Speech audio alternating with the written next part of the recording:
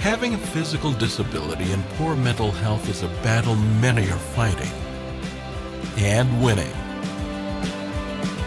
This is #IGotThis. In this episode of #IGotThis, the power of independence, a man with partial sight and a dark adolescence graduates law school, a first from his reserve, and a woman with vision loss who also endured a challenging childhood packs her bags for a fresh future. Another turning point, a fork stuck in the road. Relaxing on the edge of his bed and belting out a rock tune is a therapeutic outlet for Connor standing ready. Music has always been an escape when life gets tough, and he hasn't had it easy.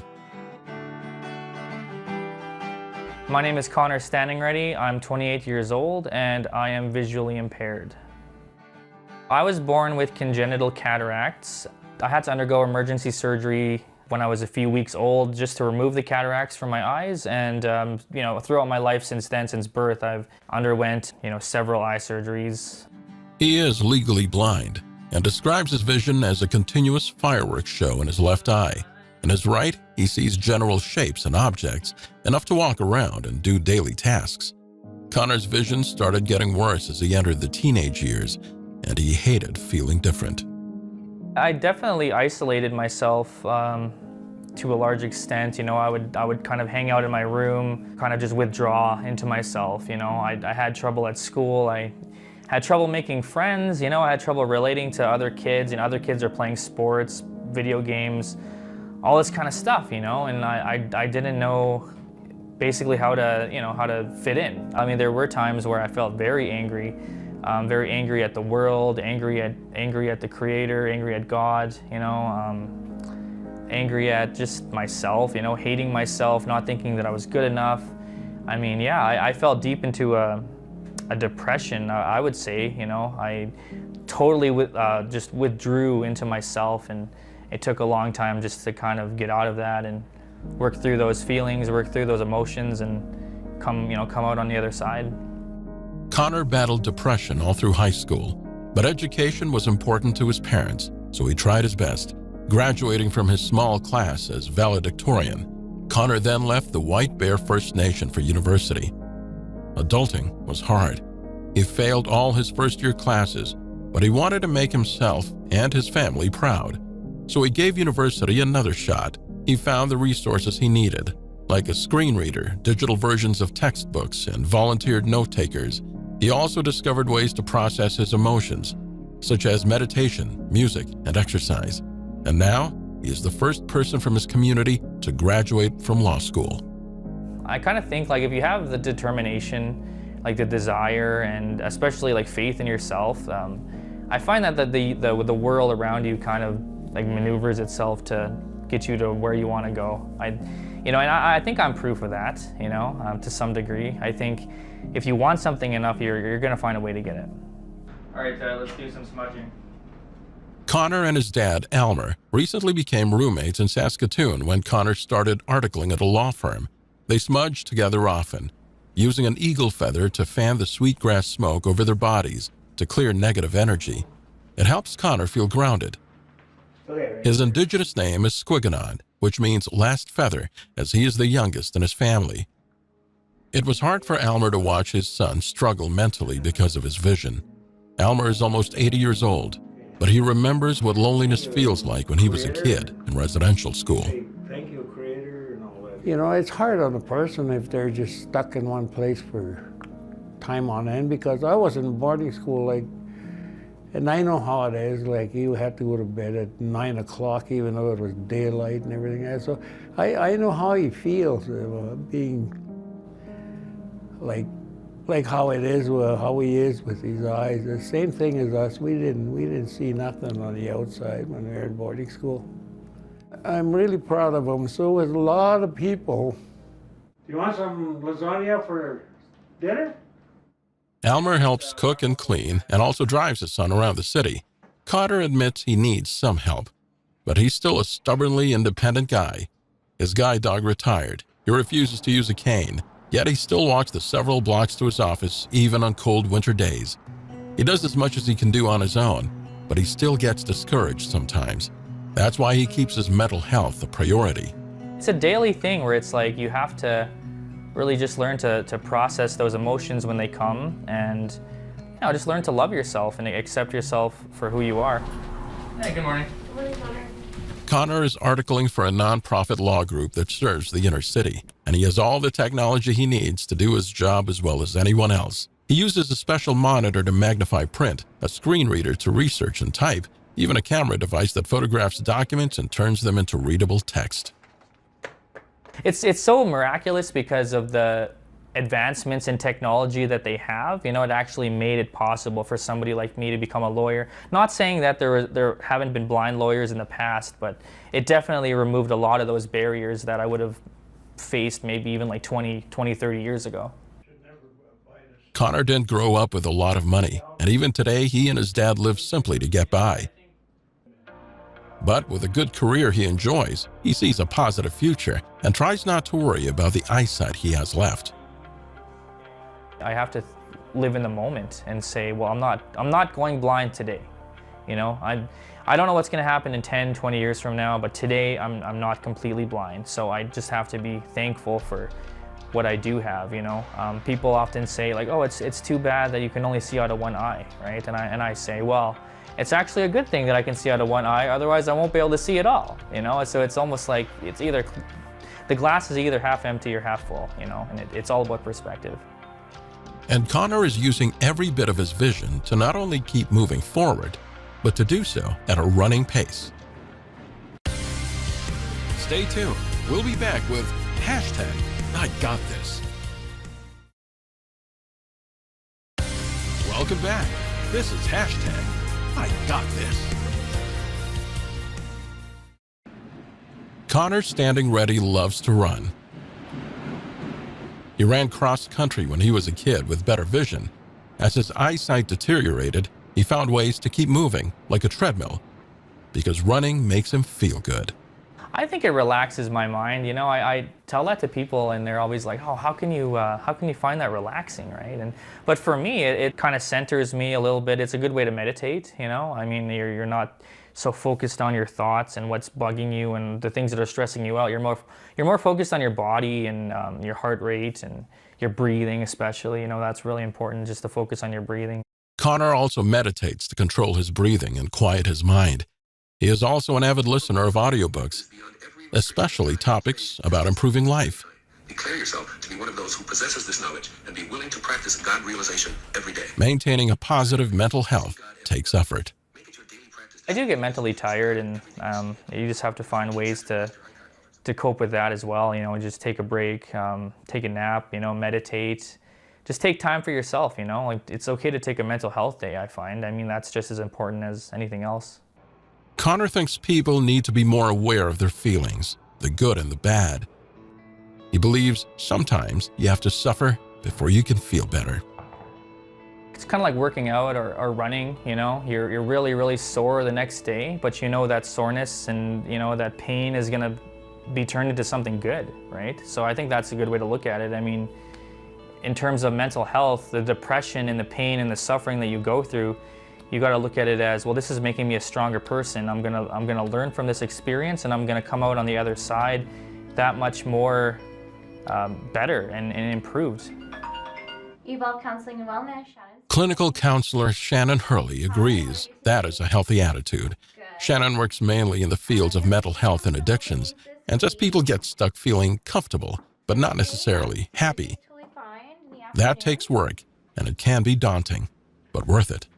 Sitting in discomfort is like climbing up a mountain. It can be really uncomfortable, it can be hard, and there's jagged rocks everywhere. But when we kind of get to the top, we can kind of see all the different things, the obstacles we've overcome. And this is really good because we can essentially compare and see that we're actually capable of going over these things that we often didn't think we could. We see a beautiful view, we see more options for ourselves, and we can see that we're actually able to go over these things versus having to stay at the bottom of the mountain where it seems quite impossible. Connor reflects on the mountain he climbed to battle depression, isolation, and the challenges of university, to become confident as the man he is today. Just observe your thoughts, observe your feelings, and focus on your breathing. And when a thought comes, just don't become attached to it. Just acknowledge that it exists, and let it hurt. If it needs to hurt, let it hurt for as long as it needs to. And I mean, that's really the only way to get through something, is to actually go through it. So for me, it's just a matter of really just being centered within myself and kind of just observing my thoughts and not taking them too seriously, because either change the things you can't accept or accept the things you cannot change, and there's some things about this world, myself, that I can't change, so I might as well accept them. I have to. This acceptance didn't come easily, but Connor is now in a good place, as is a young woman originally from Ontario, who also endured a dark and isolating childhood to get where she is today. My name is Stephannie Leach. I'm 31 years old. I was born with a genetic condition called aniridia. I also have glaucoma. Aniridia is a genetic condition that I inherited from my mom. Basically, it means that I was born with no iris. Therefore, I have no eye color. And it's a dominant mutation that is passed on between generations. Stephannie's right eye was most affected. She had it removed as a teenager because of painful pressure. Her left eye has low vision, but she can see colors and shapes when there's lots of light. As Stephannie got older, her eyesight got worse. So did her mental health. I got bullied a lot because I was different, and kids would tease me that I was contagious or that they could catch my eye condition, so I didn't have any friends. With my siblings, they had the kind of sibling rivalry where Stephannie gets everything because she can't see, and so they wouldn't want to do stuff with me either. So it was very hard, and I felt isolated and kind of alone. So she focused on her studies, taught herself to read Braille. She loved learning. But by high school, Stephannie had enough of feeling judged and stared at, so she switched to a school for the blind. And I met people who were also visually impaired or totally blind, and so I realized I wasn't the only person my age, and I started to make friends. I still struggled with having kind of mental health issues because of my self-esteem had been affected by the bullying I had when I was a kid. So I even now still have a hard time with, I guess, forming friendship relationships. The new school did help Stephannie take small steps forward. It boosted her confidence, made her more independent, and taught her to advocate for herself. Up until I went to the school, I didn't know that there were sports specifically for people with vision loss.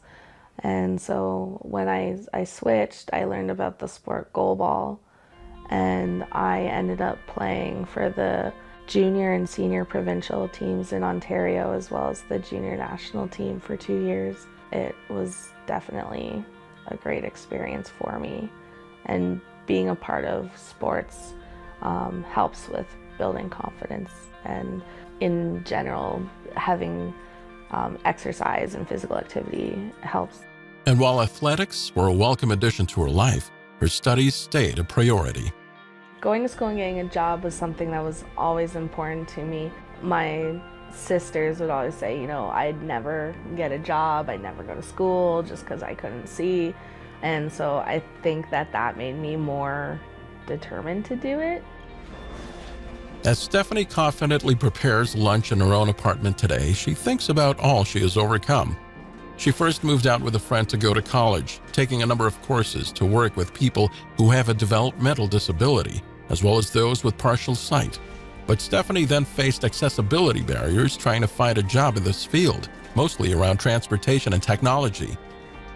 Few would make accommodations to hire her. She once again became frustrated, unhappy, and was now struggling on social assistance. Then she heard about a dream job across the country. Stephannie took a scary leap of faith with no idea how she would land. Stay tuned. We'll be back with hashtag I Got This. Welcome back. This is hashtag I Got This. Stephannie Leach is thankful her buddy Dave Winchester convinced her to move from Ontario to Alberta. Hey, Steph. Hey, Dave. The pair often get together at Jennifer's house, a friend and co-worker from Vision Loss Rehabilitation Canada. Come on in. Hey, Gecko. When was the last time we played crib? I don't remember. I think it was for like my birthday. The bullying Stephannie experienced as a kid made a long-lasting impact, but she's learning to trust again. This is the life she longed for. For my mental health, hanging out with my friends does give me joy, and it makes me feel happy and not so alone, because I do live by myself with my animals. So not having that human connection all the time, it can get lonely. So when I get to see my friends, I definitely enjoy it. What is it? We're not telling you. You guys suck. They tease, joke, and laugh all the time. Stephannie met Dave in college about 10 years ago, and even though he's nearly 3 decades older, they just clicked. He has retinitis pigmentosa, or very limited tunnel vision.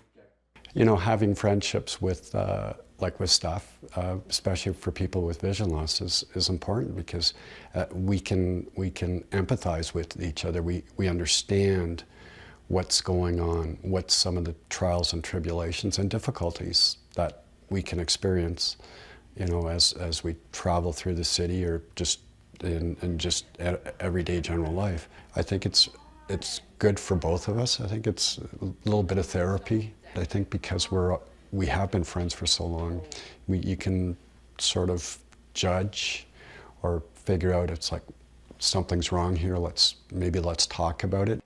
The pair are often out walking together with their matching canes, and they always have each other's backs. He's seen me go through some tough times over the last couple of years with relationships and living situations and struggling with school and money. But Stephannie is overcoming some of these challenges, and having a good job is the center of it all. Once I started working out here, I was able to actually, buy a new bed, and to just simply buy a new bed with the money that I earned made me feel really good. Clinical counselor Shannon Hurley says independence is huge because it helps a person find their own identity, and that is empowering. Our self-worth does improve quite a bit because we're being truly to what we want to be and who we are. And for mental health, it's really important for our self-worth, or for us to feel really good about ourselves, because it kind of helps us get up in the morning. It helps us do things we love every day.